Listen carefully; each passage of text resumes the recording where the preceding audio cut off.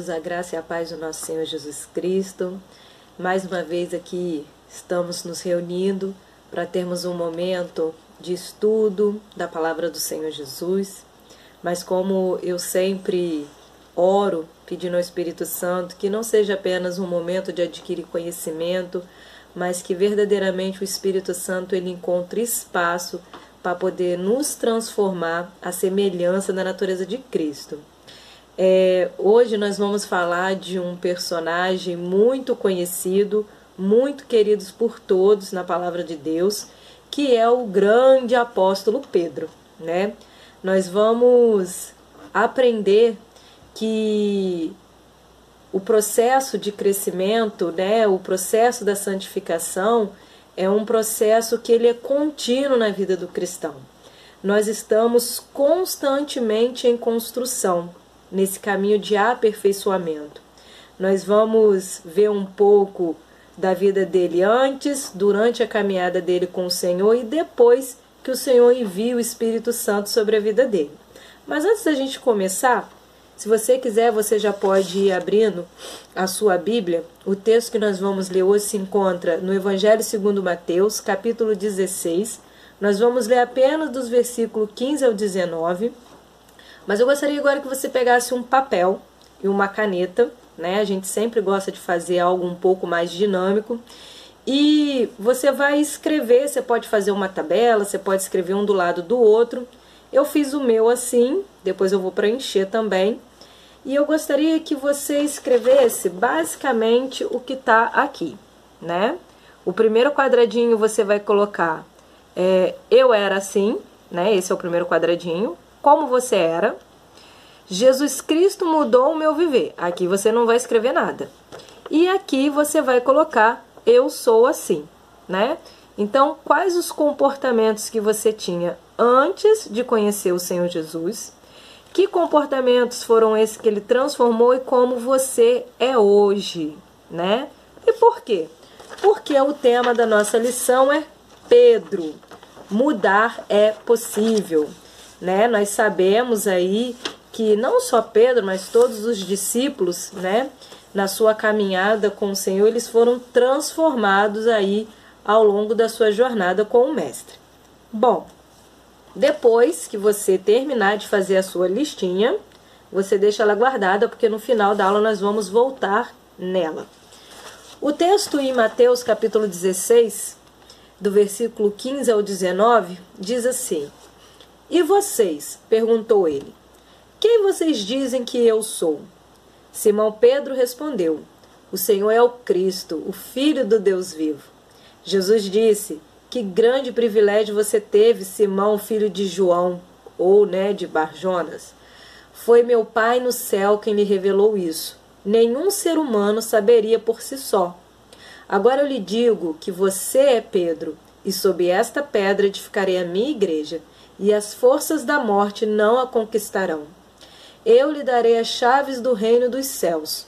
O que você ligar na terra terá sido ligado no céu, e o que você desligar na terra terá sido desligado no céu. Uma passagem bem conhecida nossa aí, né? De quando surgem vários questionamentos de quem Jesus seria, né? Seria só mais um profeta, quem ele seria, afinal de contas. E aí vem Pedro, né? Como sempre, o Pedrão, e faz ali uma declaração que o Senhor ele vai afirmar que foi uma revelação da parte de Deus. Mas antes da gente chegar lá, vamos falar um pouquinho de Pedro. Eu creio que a maioria das coisas que eu vou falar aqui, os amados já sabem, mas é sempre bom a gente ter uma visão de quem Pedro era e em quem Pedro se tornou depois do Senhor Jesus trabalhar na vida dele. A gente sabe que Pedro era casado por causa da passagem da sogra de Pedro que estava doente, né? A gente sabe também que ele morava ali na região de Betsaida e que ele era pescador junto com seu irmão André. Inclusive, foi durante, ele está exercendo ali seu ofício de pescador, que Jesus passa, encontra e faz o convite para que ele pudesse estar participando do projeto de Deus para a humanidade. E a gente vai ver várias experiências que Pedro viveu, talvez a mais vamos colocar assim, é que as pessoas mais dão ênfase, né, por ter sido algo realmente sobrenatural aos nossos olhos humanos, foi a passagem que Pedro ele anda sobre as águas. Mas há várias outras passagens que nós vamos ver o comportamento de Pedro e assim poder definir um pouco da sua personalidade, como por exemplo quando ele questiona quantas vezes se deveria perdoar o irmão num dia, né? Ou a própria revelação que a gente acabou de ler aqui, né? Que vai vir em seguida, como nós vimos, da afirmação de Jesus como um Cristo e essa ser uma revelação dada pelo Pai. Bom, a gente vai ver aí ao longo dos evangelhos que Pedro ele era impulsivo, muitas vezes ele agia segundo as emoções e tanto que Jesus algumas vezes precisa repreendê-lo. E a gente vê também que ele era movido um pouco de inconstância, né? A gente pode ver essa inconstância no jardim de Getsêmani. Num primeiro momento, Pedro ele está disposto a proteger Jesus, tanto que a Bíblia fala que ele saca de uma espada e corta a orelha de outra pessoa. Porém, logo após, a gente vai ver um Pedro, né, que nega conhecer Jesus para se proteger. Ou seja, Pedro era uma pessoa, apesar de ter caminhado 3 anos aí com Jesus, né, 3 anos e pouco, ele é uma pessoa inconstante. E o que a gente pode começar a ver, né? Um Pedro impulsivo, um Pedro movido muitas vezes pelas emoções, um Pedro inconstante, um Pedro ora violento, ora medroso. A gente consegue ver que a caminhada de discipulado de Pedro não foi nada fácil. E a gente já pode começar a olhar para a nossa vida, porque muitas vezes a nossa caminhada de discipulado, ela não vai ser fácil. Bom, ele viveu várias experiências maravilhosas, a gente vai ver que ele tem uma história recheada de belas experiências, mas a gente vai ver que ele também foi uma pessoa que viveu muitos conflitos. E, mais uma vez, conosco não é diferente. E agora, se atentando um pouco mais a esse texto que nós lemos, né, onde no versículo 16 ele responde: o Senhor é o Cristo, o Filho do Deus vivo. Muitas vezes a gente lê essa passagem, passa um pouco batida, até porque nós já lemos às vezes, muitas vezes, e muitas vezes a gente já lê no automático. Existem coisas importantes nesse reconhecimento. Quando Pedro ele reconhece que Jesus é o Cristo, Filho de Deus vivo, Jesus traz uma resposta para ele, né? Ele fala: que grande privilégio você teve, Simão. Foi meu Pai no céu quem lhe revelou. Nenhum ser humano saberia por si só.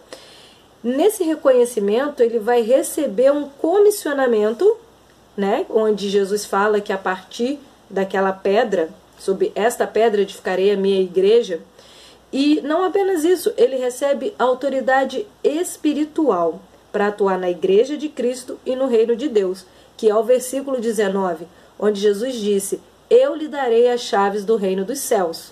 O que você ligar na terra terá sido ligado no céu, e o que você desligar na terra terá sido desligado no céu.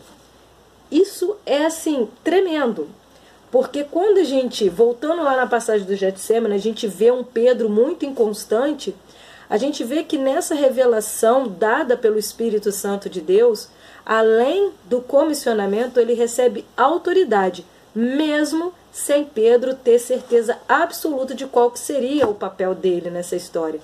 E isso é tremendo, porque a gente vai vendo que talvez Pedro não se conhecesse, talvez a gente não se conheça por completo, mas Deus nos conhece por completo. Deus nos conhece, Deus nos ama e Deus nos escolhe para fazer parte do projeto de Deus para a humanidade. Mas continuando, a nossa revista ela vai colocar que Pedro, à medida que seguia Jesus e convivia com os outros discípulos e discípulas, ele foi se encontrando consigo mesmo. Olha a importância de não apenas ter um relacionamento com Deus, mas ter um relacionamento com o corpo de Cristo. Pedro, ele não andou só com Jesus. Pedro, ele não seguia só Jesus e convivia só com Jesus. Retificando, seguia Jesus, mas não convivia só com Jesus, né? Ele convivia com os outros discípulos. E nessa convivência com Jesus e com os demais, ele começou a encontrar a si mesmo. Conhecendo a si e a Jesus, que sabia exatamente quem Pedro era, né? João 21,15, que é um paralelo com o texto que nós lemos, vai dizer: tu és Simão, filho de João. E no que ele viria a se transformar, tu serás chamado Cefas, do aramaico rocha ou pedra.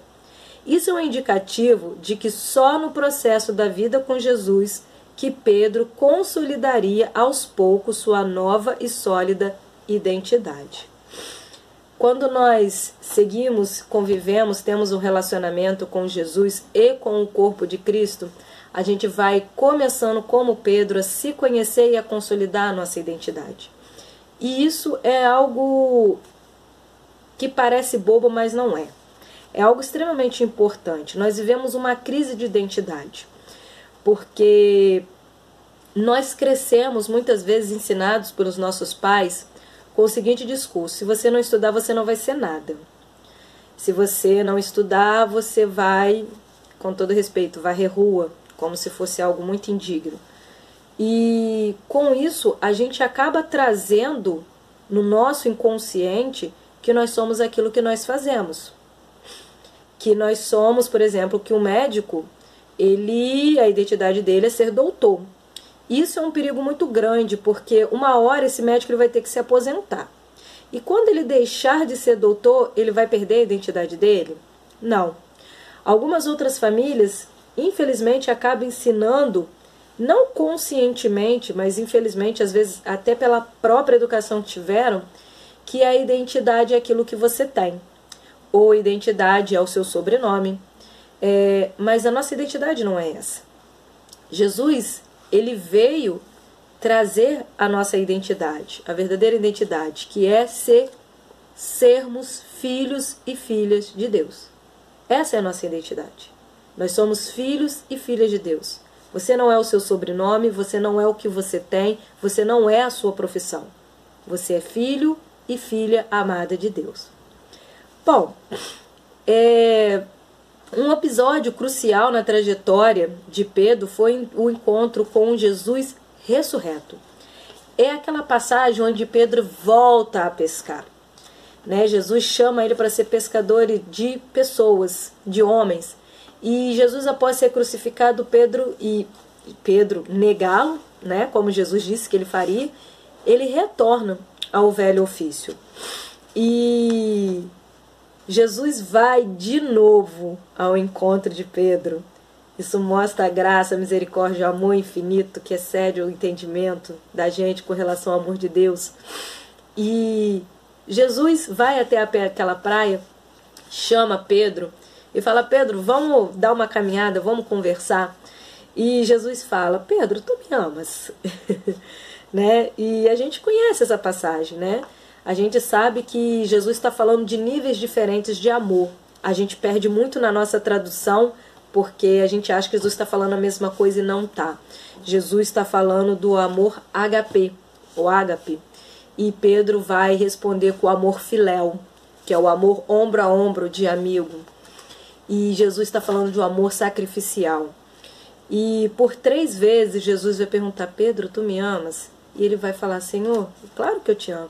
Então apacenta o meu rebanho. Jesus já dando função para Pedro. E o interessante é que Pedro ele vai confessar sem máscara que o amor dele era limitado. O amor dele talvez naquele momento ainda não era sacrificial como o de Jesus. Isso ele faz com muita sinceridade, mas sabe o que é lindo nessa passagem? Que mesmo Pedro, ele confessando, ele admitindo a limitação do amor dele, Jesus disse: tá bom, é suficiente. E esse encontro, ele é crucial porque ele vai marcar uma mudança na vida de Pedro. Como eu disse, apesar de Pedro ter andado aí, né, alguns anos com Jesus, foi um caminho de discipulado que não foi fácil, que teve milagres, que teve maravilha, mas que teve conflito. Era necessário haver uma transformação que ainda não havia acontecido na vida de Pedro. E é interessante porque nesse ponto onde Jesus começa a perguntar a Pedro se ele o amava, e que se ele o amava mesmo, então era para ele apacentar o rebanho dele, a gente vai voltar no início da trajetória aquele Pedro que perguntava: Senhor, quantas vezes eu devo perdoar o meu irmão num dia? E agora a gente vê um Pedro provando do amor infinito, do perdão e do amor infinito do Deus, daquele Deus que ele estava questionando lá atrás quantas vezes deveria estar perdoando. Então a gente vê alguns pontos na vida da trajetória de Pedro, onde a gente vai vendo a transformação. E o que isso traz para a nossa vida? O que a gente precisa entender com o que a gente está vendo nesses pontos? Que nós estamos em constante construção. Pedro, apesar de ter andado com Jesus, ainda precisava ter muita coisa transformada e mudada. E não é diferente conosco. E o Senhor, ele tem paciência com a gente. O que ele quer de nós é apenas um coração disposto. O que o Senhor, ele requer de nós não é perfeição, porque nós estamos num caminho de aperfeiçoamento. O que o Senhor requer de nós é santidade, e a gente tem que ter cuidado com o termo santidade, porque nós trazemos uma cultura grega, né? O Ocidente, ele carrega uma cultura grega, onde perfeição, onde santidade está ligado à questão da perfeição. E perfeito para a gente é algo que não pode errar. É interessante porque quando a gente olha as esculturas gregas, elas são lindas, perfeitas, lixadas, simétricas, ou seja, elas não retratavam a realidade. Quando a gente já pega uma escultura romana, ela é exatamente aquilo que as pessoas eram. Se o imperador ele era orelhudo, ele ia sair orelhudo. Se ele era narigudo, ele ia sair narigudo. E a gente tem essa tendência, por ter essa cultura enraizada no Ocidente, de achar que santidade é o perfeito que não erra.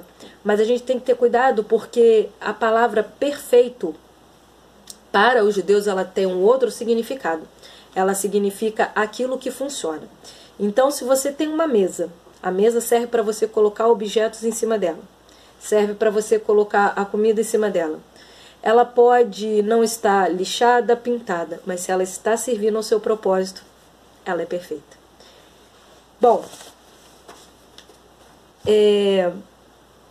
olhando de volta para esse diálogo, onde Jesus pergunta se Pedro o ama, como eu disse, ele marca mais uma mudança na vivência da vida de Pedro, né? Ele, depois dos eventos da crucificação e da ressurreição, parece que Pedro ele está mais consciente de quem ele era. Coisa que a gente não vê lá quando Jesus ceou e falou que alguém iria trair, que Pedro fala: por ti eu morrerei. E Jesus fala: ah, Pedro, você não sabe de nada. Antes do que o galo cante, você vai me negar 3 vezes. Aquele momento mostra que Pedro não conhecia tanto de si mesmo. Mas depois da ressurreição, depois da crucificação e da ressurreição, a gente começa a perceber um Pedro mais consciente de si. De novo, por quê? Porque nós estamos em constante construção. Depois desse evento, nós vamos para Atos, né? Continuando a ver a história de Pedro, e a gente vai ver aí no dia de Pentecoste, quando Pedro ele fica cheio do Espírito Santo e vai pregar, e quase 3.000 pessoas são convertidas.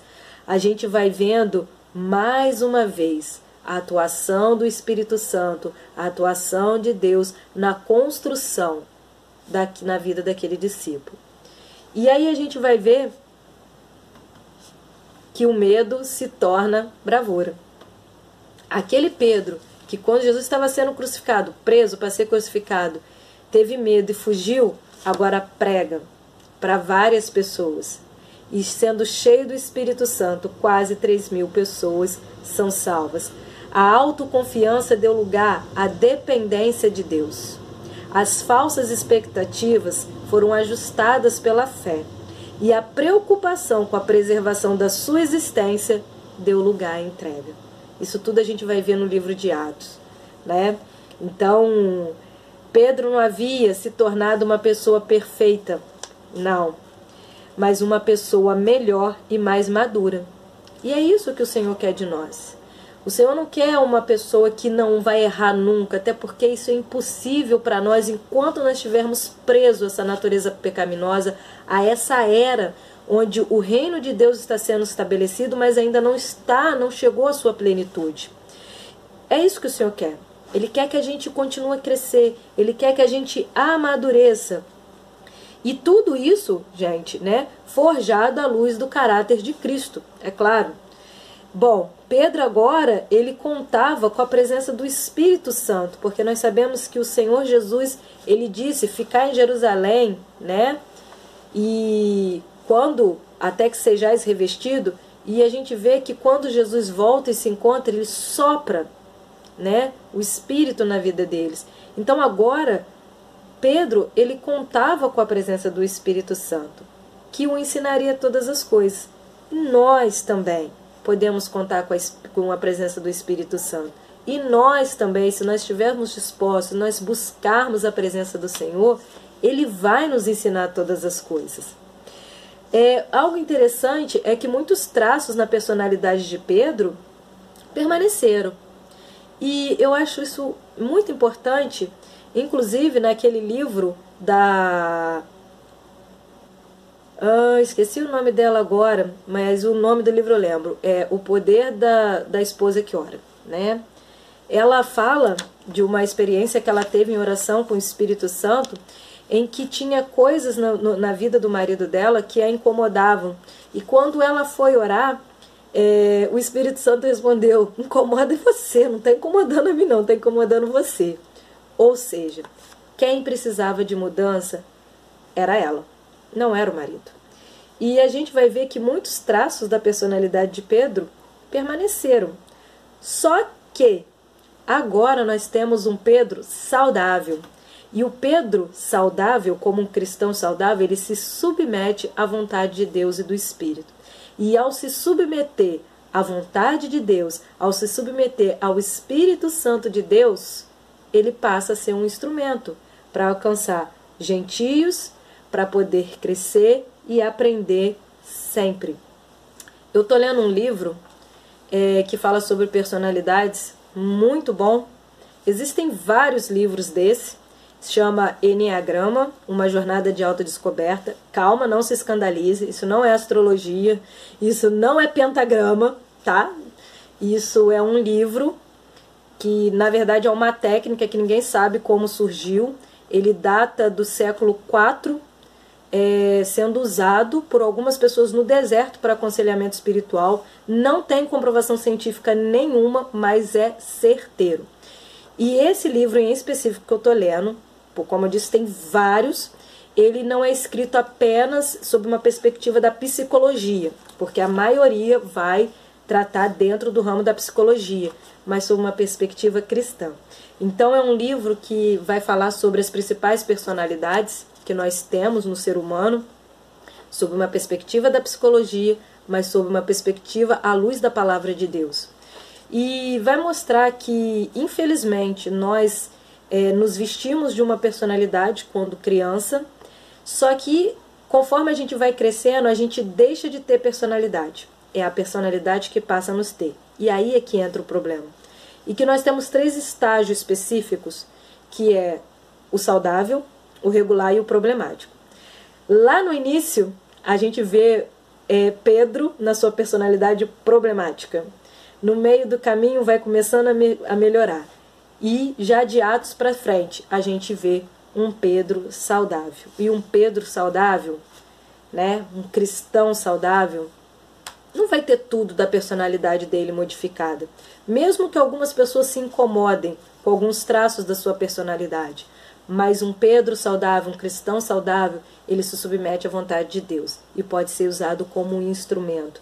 Então, amados, talvez você prega, talvez você canta, talvez você seja uma pessoa da intercessão, talvez você seja aquela pessoa lá no seu emprego que tem aquela facilidade de falar de Jesus para as pessoas, é uma pessoa com boa oratória.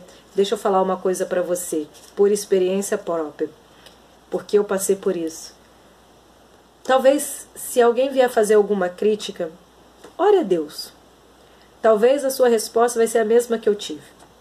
Certa vez, uma determinada pessoa, ela fez uma observação, não foi uma crítica, não foi por maldade, ela fez uma observação a respeito de como eu ministrava a palavra de Deus quando eu ia pregar nos cultos, na igreja à noite. E eu comecei a orar a Deus, porque aquilo me incomodou. Falei, então Senhor, eu quero isso, eu quero aquilo, e eu quero aquilo outro. E o Espírito Santo disse assim para mim, não, não, o seu dom é ensino, e é assim que você vai pregar. Quando você estiver em cima do altar, é assim que você vai pregar. Quem disse que eu te pedi para mudar? Então, entenda uma coisa. Nós precisamos nos submeter ao Senhor.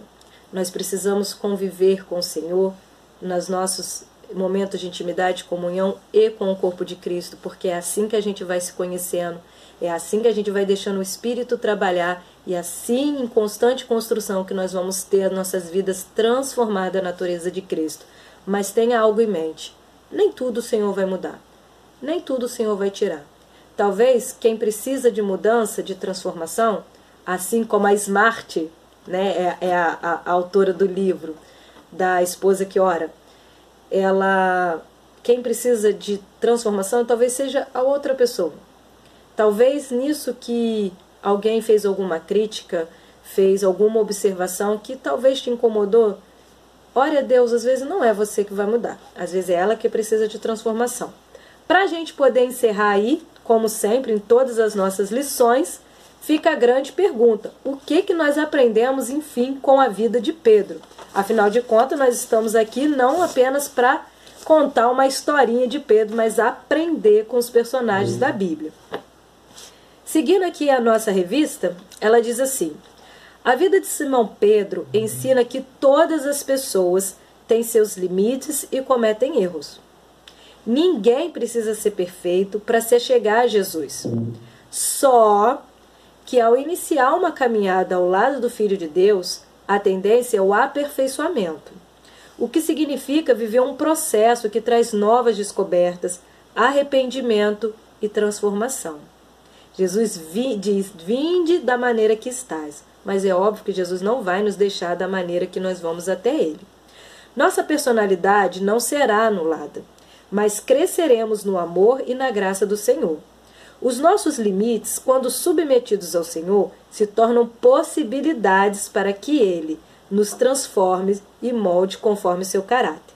Com Pedro, aprendemos que importante não é como a caminhada de alguém começou, e sim como acontece dia após dia.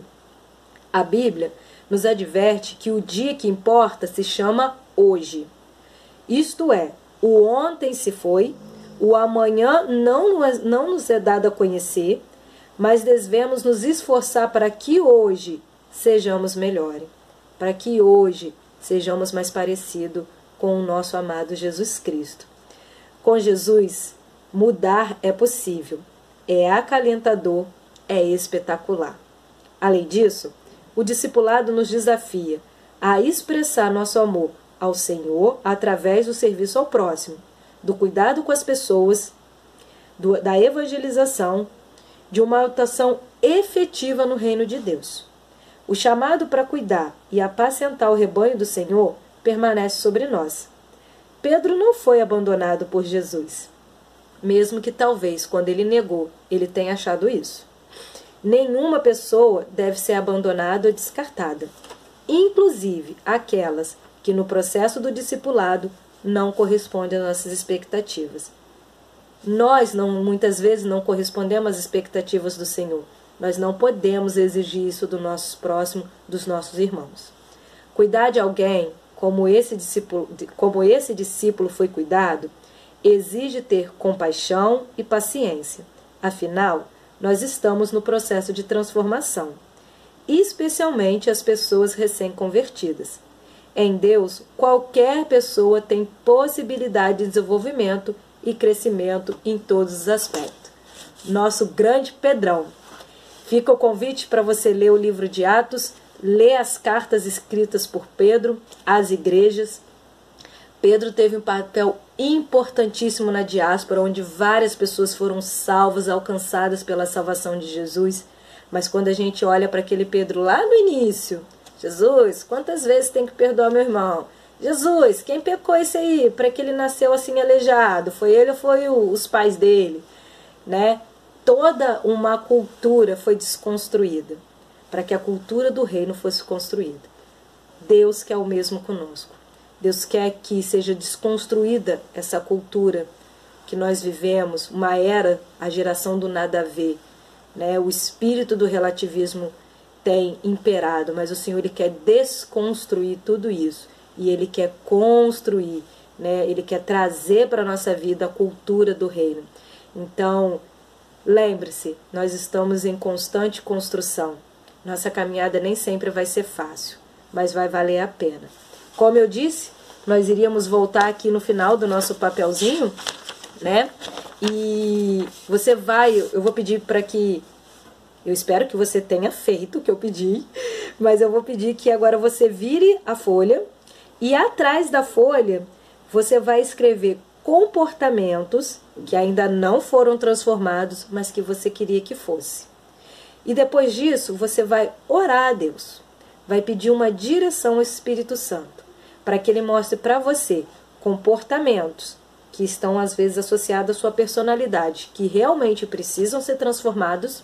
E aí você vai pedir o Espírito Santo para te ajudar, você a abrir a sua vida para essa transformação, mas para que Ele também te mostre aqueles que talvez não precisam ser transformados. Que para Deus está suficiente, tá bom, tá de bom tamanho. Espero que essa aula ela possa ter ajudado a você entender o quão necessário nós precisamos nos conhecer na caminhada para que a gente tenha uma revelação completa também de Deus. Afinal, nós somos imagens semelhantes a dele. Que você tenha um ótimo domingo, que Deus te abençoe e que durante essa semana o Espírito ele possa ir trabalhando na sua vida em cima daquilo que a gente aprendeu aqui hoje. Grande abraço, fiquem na paz.